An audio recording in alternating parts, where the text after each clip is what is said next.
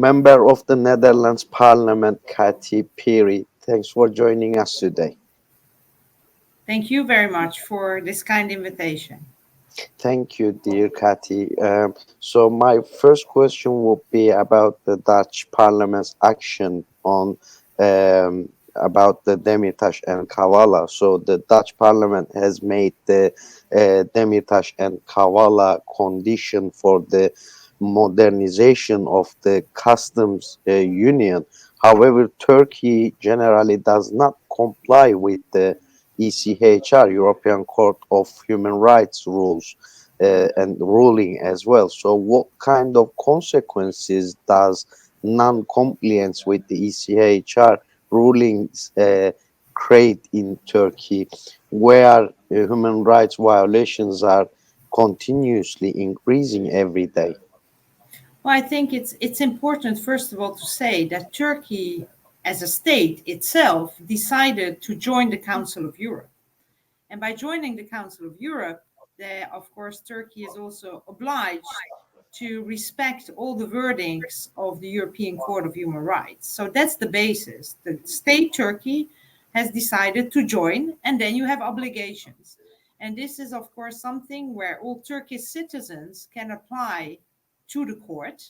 And if there is a verdict, then normally the country, the same applies to the Netherlands and to Dutch citizens. You normally have to comply, of course, with the rulings of the court. That's how any rule of law or international law is normally working. And we here have the case of two very well-known cases inside Turkey. Of course, the arrest of Selahattin Demirtas at the moment that he was still also the leader of one of the biggest opposition parties in Turkey, the HDP. And we have Osman Kavala, of course, also a well-known case. And in both these instances, after all the legal procedures had been finalized inside the Turkish system, the court cases came to the European Court of Human Rights in Strasbourg. There, the Turkish government could defend its own position. Of course, the lawyers of Mr. Kavala and Mr. Demirtas could make their plea to the court.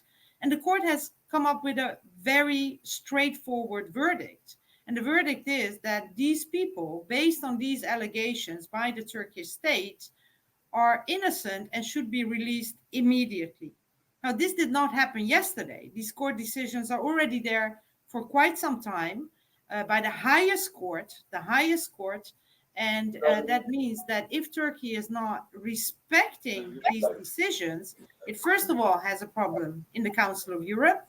But as far as my party and the Dutch Parliament are concerned, it also has a problem when it comes to its relations to the European Union. And that's why we have said, I'm very much in favor, of helping Turkey also when it comes to its economy and modernizing the customs union. I'm not against it, but for Dutch companies to invest in Turkey, there must be respect for the rule of law. There must be respect for basic human rights. Otherwise, it's also not safe to do investments in a country. And that's why we said to the Dutch government, it needs to be a precondition that the verdicts of the European Court of Human Rights are being implemented and respected by Turkey before we can agree to modernizing the customs union. Thank you, dear Kati. Secondly, you were the rapporteur for Turkey, and in Turkey, the human rights violations, especially in prisons, are increasing day by day, as we can see on these Amnesty International reports as well, and some reports of the ECHR as well as EU Council. So, how do you evaluate the current state of human rights in Turkey? Well, unfortunately, I haven't seen much progress in the last years. Of course, I don't follow it just as closely as I did in the years that I was a Turkey rapporteur. But when it comes to the freedom of the media, the freedom of free press, one of the basic cornerstones of a functioning democracy, we don't see any improvement there. When it comes to harassing the democratic opposition, I mean, the HDP who we spoke about even had to, participate under a different name because there were legal cases going on against it. We see what they're doing with legal cases, for instance, against the mayor of Istanbul, who, of course, also, as I have this opportunity, want to congratulate with his re-election from here. We also see what was happening in Van when the Kurdish mayor was elected, how it needed the pressure of the people to respect the outcome of the vote. And I'm very happy that they succeeded, but it was not a certainty that they would actually succeed in that. And of course, for instance, the Council of Europe is also very much looking at the circumstances to the human rights situation in prisons, where they can also do inspections.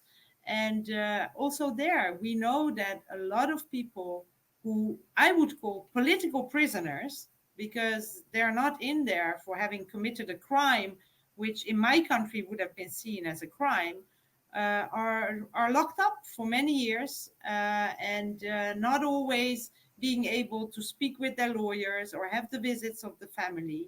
So I would say that the human rights situation and the rule of law situation in Turkey is still a very big concern. Thank you, Kati.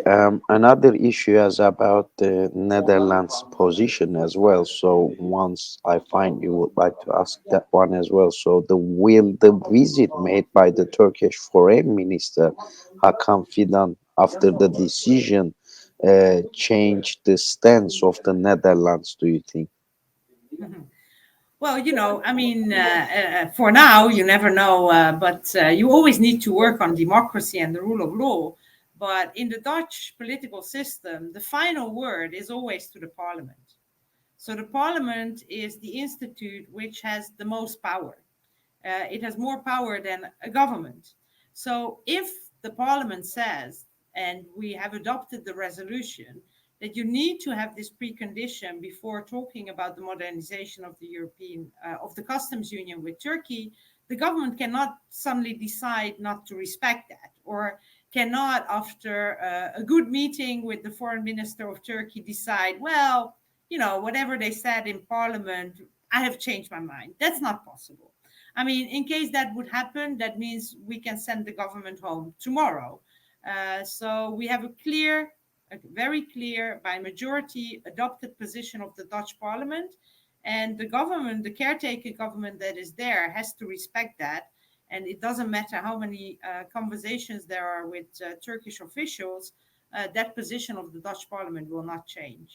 The Netherlands did not allow Turkey to enter the EU customs union expansion plan. However, states such as Germany and France have almost given the Turkish state a blank check and turned a blind eye to violations. So, what does Europe want to do? What is the Europe's position? Look, I have always been, also in my years in the European Parliament as Turkey rapporteur, been very, very, sometimes very angry about how EU governments deal with Turkey. Because it's not always the citizens who live in Turkey who are the biggest interest, but very much national interest. So, very much national interest when it comes to migration, or when it comes to the geopolitical situation where we're in with the war between, the Russian aggression against Ukraine, for instance. But I believe for a country that is a member of the Council of Europe, that at least on paper, it still says that its ambition is to one day become a member of the European Union, you must have different standards. If a government says that it one day wants to become a member of the European Union, you cannot ignore talking about the rule of law and talking about human rights. And the Dutch government was no different than the governments that you mentioned. They also wanted to sign, as you say, a blank check on giving all kinds of privileges when it comes to economy, when it comes to visa, without any precondition on human rights. Now, again, let me be clear. I've always been in favor of visa liberalization with Turkey. I'm in favor of upgrading the customs union with Turkey. But it also means that then the Turkish government must do more than it does now to respecting human rights. And this is where I criticize my government. And this is where a majority in parliament says that without any conditions on human rights, you cannot just make these steps. So the difference is not between the governments, but I think a difference here is that the Dutch parliament decided not to give this green card to the Dutch government and to the Dutch prime minister before going to Brussels to have these conversations on Turkey-EU relations. Thank you, Katie. Let's get back to the situation about the Dutch government. So, the Dutch Prime Minister's name is being mentioned for the NATO presidency lately. So, the NATO has a harsh and tough attitude towards the Kurds. As we can see, they can turn blind eye on Turkey's war crimes in the Middle East, especially northern and east Syria as well. But can this attitude can be changed with the change of the NATO's president? Do you think? Well, we will have a change of the president for sure, because the current Secretary General said that he's not going to continue. As citizens of the Netherlands, although he's not from my party, I think it would be good with the experience that he has if Mark Rutte could become the Secretary General. Although my party is in opposition to his current cabinet as well. Having said that, I don't think perhaps the Kurds feel it that way, but I don't think there's a certain NATO policy towards the Kurdish people. I think there are many countries in NATO and some very dominant countries in NATO, which, for instance, have turned a blind eye or has supported military actions of Turkey. Um, um, you know, I think we can all agree that Turkey is one of the problem children in the NATO alliance. On the one hand, an important ally because of its geographical position, because of having, a big army. On the other hand, of course, problematic. Problematic because of its human rights records. Problematic because of some of the military incursions we have seen where the Kurdish people have suffered a lot from. And there's always the threat that this will continue to happen. And of course, also when it comes, for instance, to the war in Ukraine, Turkey has kind of, definitely not taken the same position, for instance, as the United States. So to answer your question, I think it very much depends on the member states, and I don't think, to be honest, that the Secretary General of NATO, as such, will have a big impact on those policies. It very much depends on the dominant countries within NATO, and of course the United States being the first one. Thank you again. So, just to close the issue about our main topic, the NATO's position as well as the Turkey's position in the international arena. Basically, it's very important that how should the Europe respond to Turkey, which does not comply with the ECHR ruling and deepens human rights violations with its policies. So, what needs to be done to what kind of steps should uh, be taken against Turkey to comply with the ECHR as well as the European Council? And there is many EU institutions that they have decisions about Turkey, but Turkey is the only country that doesn't comply with it, and nobody it seems like that can do anything about it. There is an example about Russia and Azerbaijan as well lately, as you know.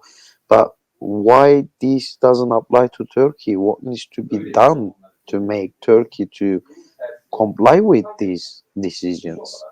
Well, look, I mean, it's always relative, right? Because, for instance, the Dutch Parliament cannot ask the Dutch Prime Minister to open the cell door of Osman Kavala and Selahattin Demirtas. So you always need tough diplomacy to play a part. But it starts with mentioning it. It starts with putting it on top of your agenda in every single meeting that you are having with Turkish officials. And that is why, look at Osman and look at Selahattin. They're in jail now for more or less 8 years. I saw Selahattin Demirtas just celebrated his 51st birthday in prison. All the court cases at the international court are clear. His family, his two daughters, have not seen him for a long time. He hasn't been able to visit home. We saw a couple of months ago when his father died. I mean, you're taking away innocent lives and locking them up far away from where they are living. And so I think, first of all, we cannot forget about these people. And behind the case of Selahattin Demirtas and Osman Kavala, there are so many other people who we are not mentioning here. Also, former mayors in cities in the south of Turkey, in the Kurdish areas, who are in prison without having had a fair trial. Like I said, who are there because of political reasons, not for having committed a crime, at least not a crime that in my country would be punishable. And that's also why the European court cases are so important. And I think it's up to European member states, if you take your own values seriously, if you are, for instance, saying to Russia, you have to respect international law. If not, we're doing sanctions.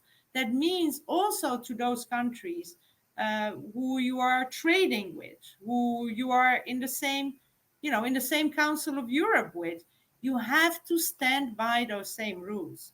So keep it on top of the agenda, do the diplomatic pressure, and don't give rewards without Turkey making steps in complying with these court cases.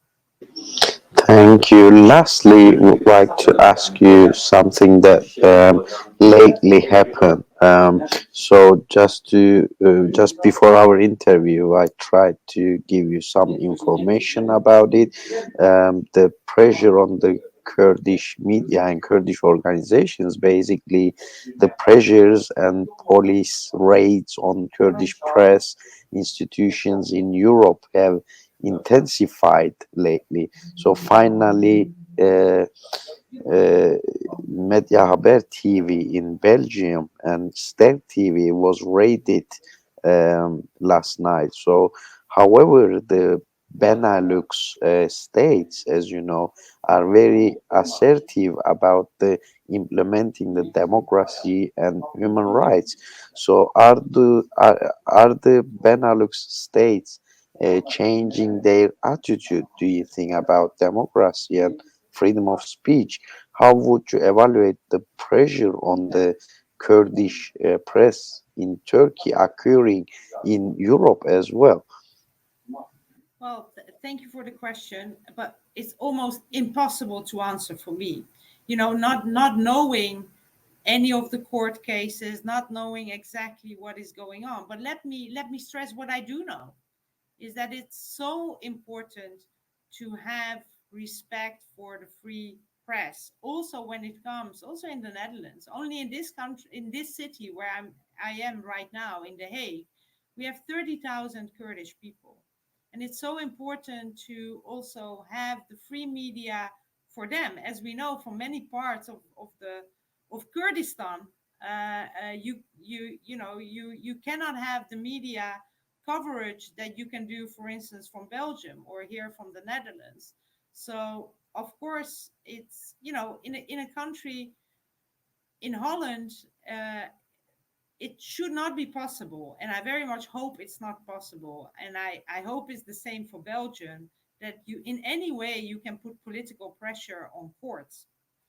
That would be a very, very bad signal if that is happening. As you know, in the Netherlands, the biggest party with the last election was a far-right radical party, and I'm very concerned about what could happen with pressure on the rule of law system also in my country in the months ahead, in case they would be able to form a government. But the freedom of media, I think we all have to fight for it. This is important something, especially in the rule of law. And I'm proud, for instance, that in the Netherlands we are always finding radio stations, TV stations who can record very important media shows here for also for viewers in countries where that free media cannot take place. So I very much hope that also in all the years ahead, that very strong basis of free media, and that also means free Kurdish media, can remain in place. Dear Kati Piri, member of the Netherlands Parliament, thanks for joining us and thank you for your valuable comments today. Spas, thank you very much. Thank you.